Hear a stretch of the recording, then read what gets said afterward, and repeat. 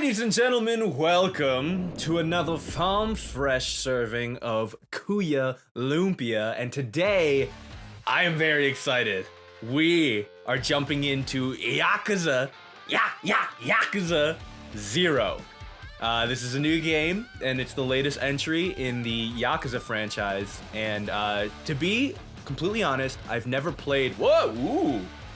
Sorry, I just got distracted by the booty for a second. I've never played another Yakuza game, but I have always had like a big interest in the franchise. I believe the other Yakuza games, some of them may have come out in America, but I believe when the franchise first started, they were Japan only.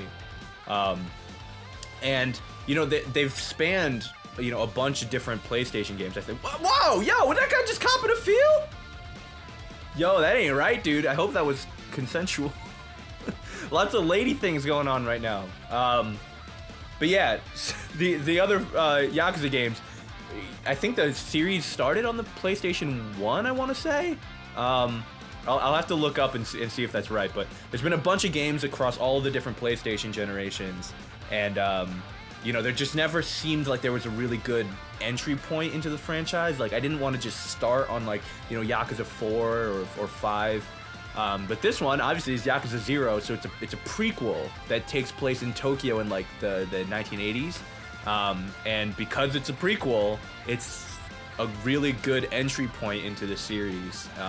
And it actually had, like, a full-on Western release, so I was super stoked. I picked this up pretty much immediately as soon as it came out. Man, that was a freaking killer intro with killer Japanese rock music. Yakuza 0. Oh man, I'm so excited. Now let's go ahead and start a new game. Actually, well, let me check settings first. Make sure. Is there subs or dubs? There's subtitles. Alright, good. Gore level. Alright, I think this is all good. Yeah, I think the voices are all in Japanese. I don't think they redubbed it even in the English version. So yeah, I'm excited. So if you're not aware of the Yakuza franchise, it's something very akin to the Shenmue games, which Sega also made way back in the day.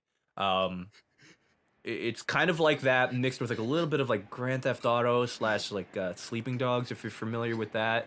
And it's got like, some serious stuff going on. I don't want to talk about over the cutscenes too much. やめてくれ。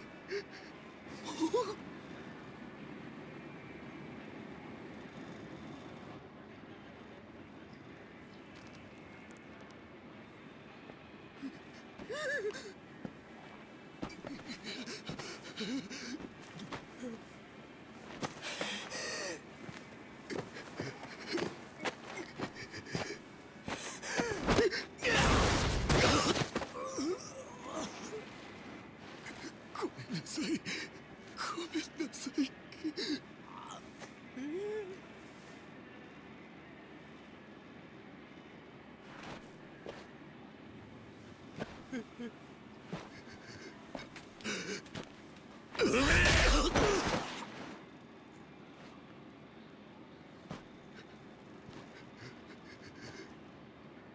この町で喧嘩売んならちゃんと相手を選べ。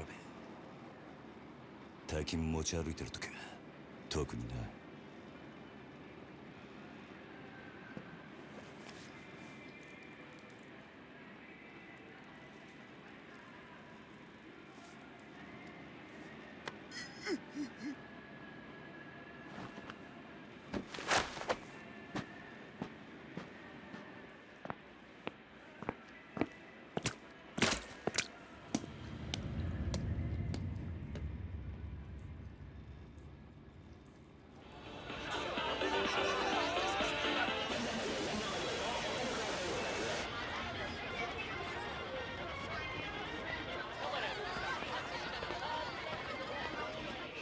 みちゃん、まだいいじゃん。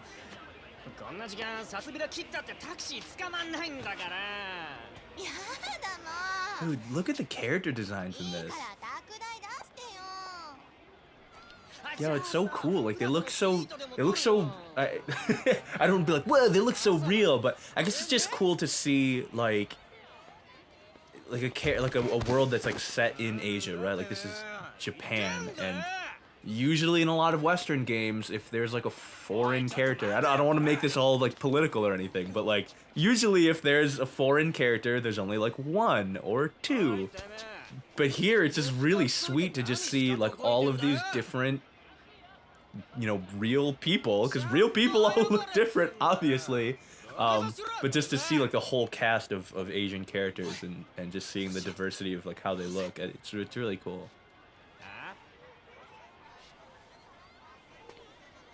Damn, dude.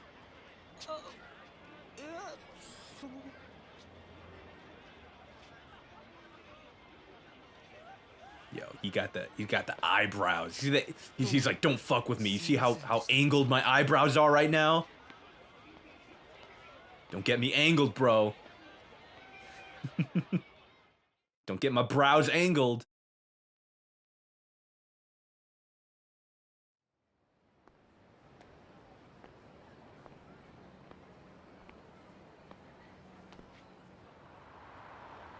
Yeah, so I was saying, if you're unfamiliar with the Yakuza franchise, you know, it's kind of similar to Grand Theft Auto, but not really. I mean, it has the kind of, you know, it has the same sort of, you know, irreverent, you know, humor mixed with the sort of melodramatic crime drama, you know?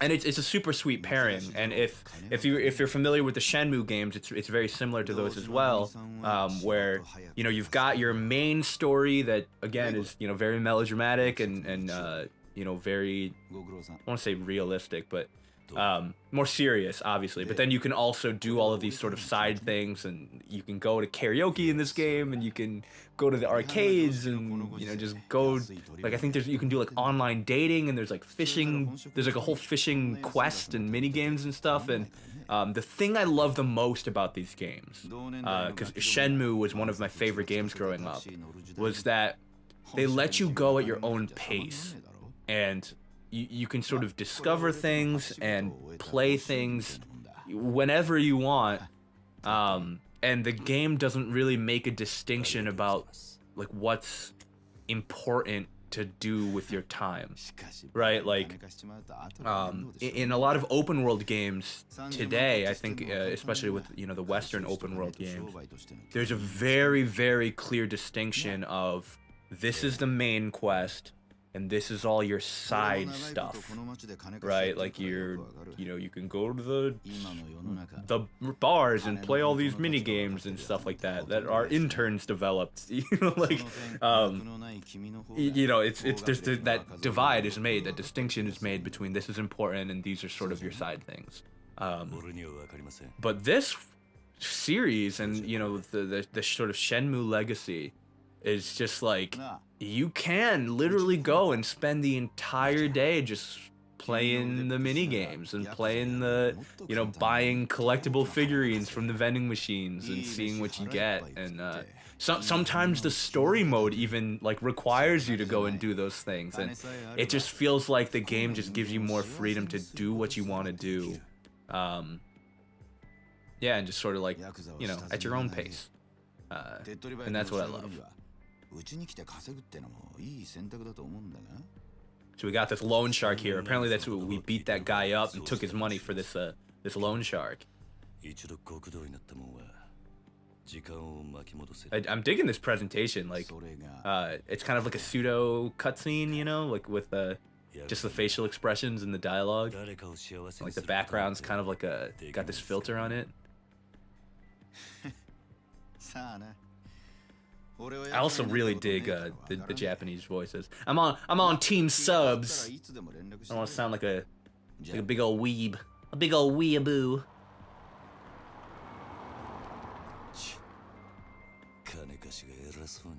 You don't even got like a pocket square. You can't wipe that blood off your face. Ooh, the spark ignites.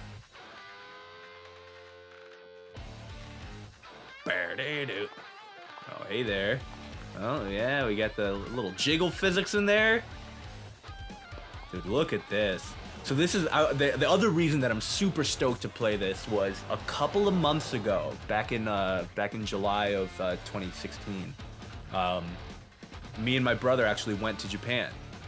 You know, we were doing a whole tour of Asia, so we were first in the Philippines visiting family, and then we went to Japan for a few days, and then we were in Korea for a few days. And Japan was just like absolutely incredible. We did 2 days in Tokyo and a day in Kyoto. And Tokyo, I can't recommend enough. If you like cities at all, you know, Tokyo is gonna be basically this. It's like the prime city to go to. It's literally like going into a city that's like 50 years in the future. Like their public transit system, like it can be a little bit like overwhelming at first, but once you get it, it's just incredibly convenient and it's so punctual and everything is so clean. Yeah, and then God, it's just like the city's like alive, like at night. It's wonderful. And again, I don't want to sound like a big old weeb or anything, but it's just seeing this game, like just looking at all the details that the developers put to like really make this be like an accurate reflection of Tokyo is just it's so cool to me. And granted, this is going to be Tokyo in the 1980s, so I'm sure there's going to be some sort of differences between when I went to see it in 2016. But all right, Chapter 1, Bound by Oath. All right, this is where Nishiki said he'd meet me. Guess I beat him here. Look at that beeper. Woo! Let me just have a look around and see if I can find him. Man, look at this street. Oh, this is so cool.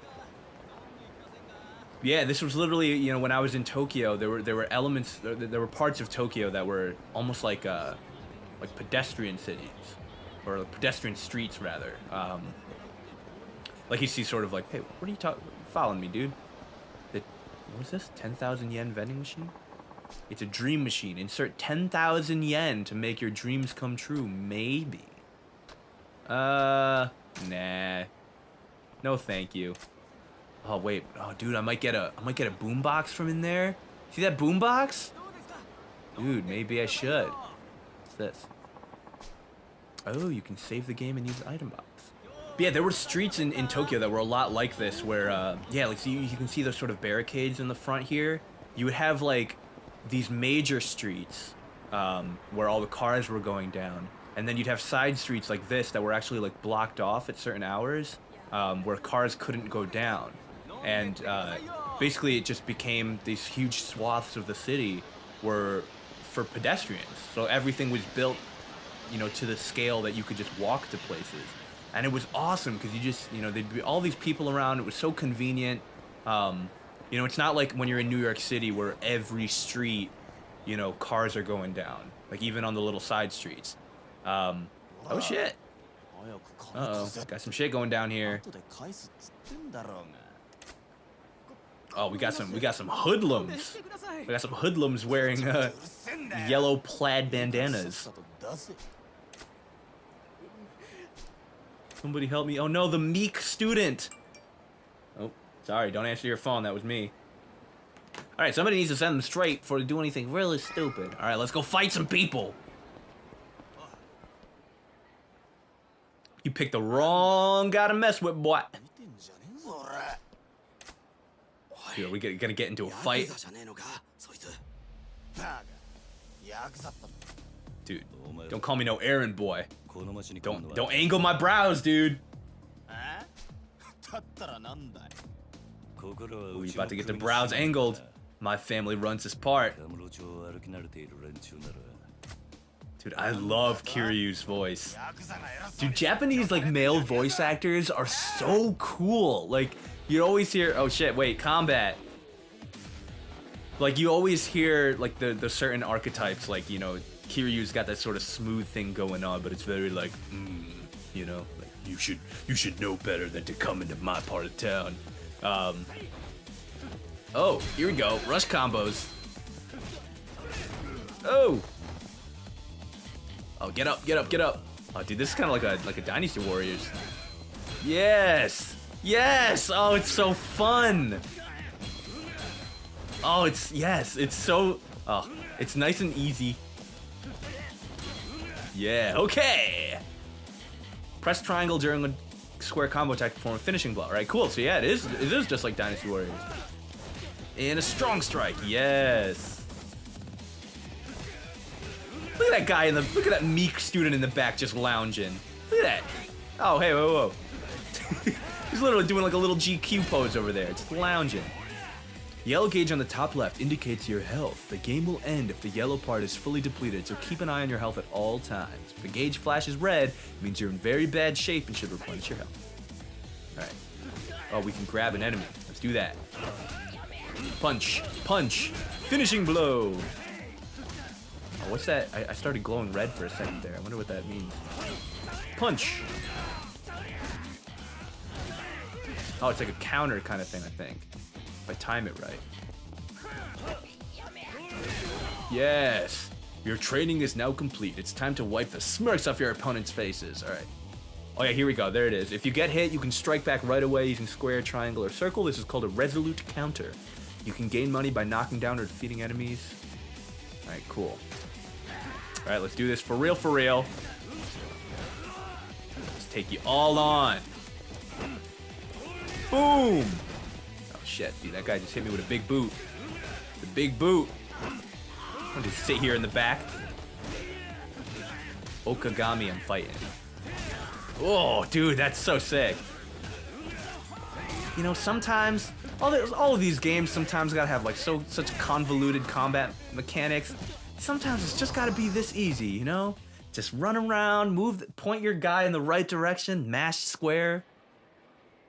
I mean, obviously there's some depth going on. I don't want to discount it, make it seem like this is a shallow battle system, but it's just fun. It feels so good.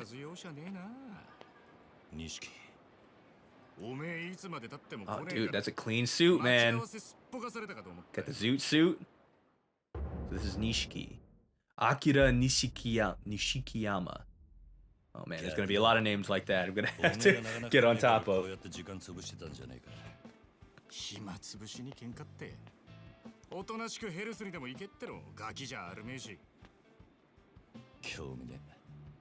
I'm not interested in my massage or in my health.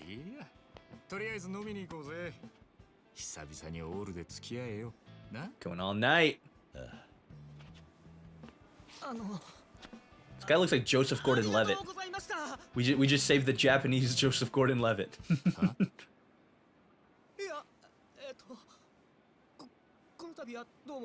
I mean, I just wanted to say, watch my movies. You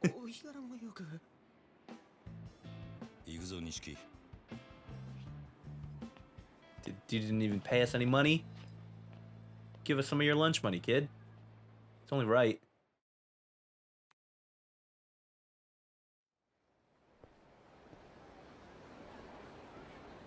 God, I can't get over how detailed these streets look. It looks so cool. Finally starting to look the part. Yeah, their suits is clean.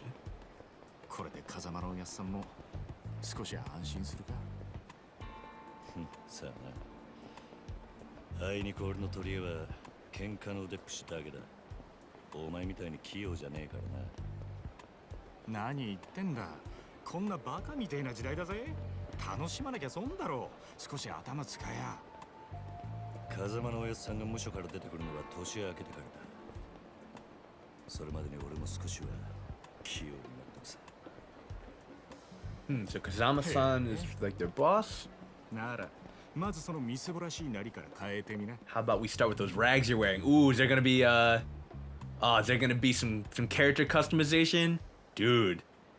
If you guys learn anything about me, the next time we play like an RPG game or anything like that, I love character customization, like buying clothes and shit, and like changing the hairstyles and all that stuff. Like, I could spend hours in a character creator, which I've done in the past. Like, I remember like Saints Row had a good one. I think they like released their character creator before the game came out. And then also for Skyrim, I remember like the first like 6 hours of my playthrough in Skyrim, my first playthrough. I just like spent in the character creator just going back and forth between the races and stuff. Like, I dig it. I dig it. So if you can do that in this game, oh man, I'm gonna be hyped. It's all in the image, man. So that's what Nishiki, expensive cars, designer jackets, furs for the mistress. You know that shit is fucking ridiculous. What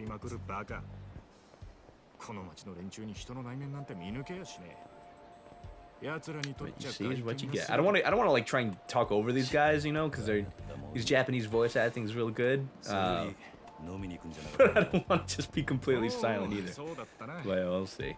All right, we're drinking. We're drinking. Hit up Pink Street. Pink Street. Usually in yeah. So they said they're in the Kamurocho district of Tokyo. Tokyo's a big city. Like it's really sprawling. Oh, sweet. I can just hold R2 to follow him. Nice. Good quality of life improvement, devs. Good job. But yeah, when my brother and I were in Tokyo, I think today, one of the more popular areas to do like the whole nightlife thing is Roppongi Hills. A lot of bars in that area. And we actually went, there's like a big tower. I forget what it's called. That you could go to the top of and get like a sort of like big overview of Tokyo.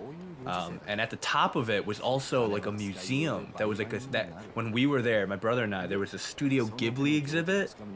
It was super freaking cool. We didn't even know it was gonna be there. So and getting a ticket to go to the top like observation deck also gave us a ticket to the Ghibli exhibit. So that was just like a super neat coincidence.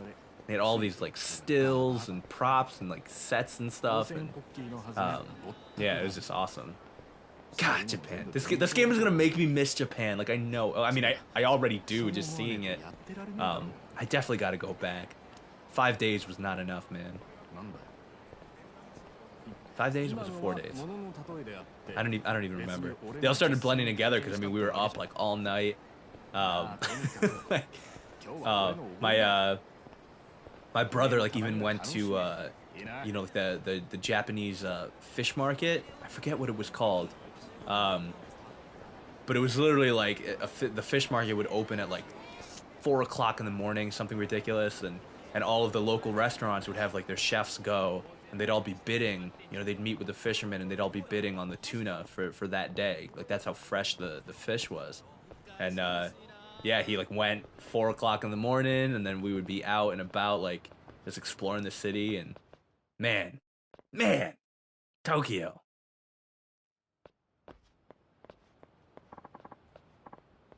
Ooh, fights breaking out, dude. This game's getting right to it. I dig it. Lots of fighting. I mean, they're setting up a lot of. Look at these guys. Oh no, they ain't fighting. They're just trying to make out. They're just trying to get their heads in the right angle. They're trying to align the lips. Align the lips for the proper kissing experience. Oh, these drunk assholes.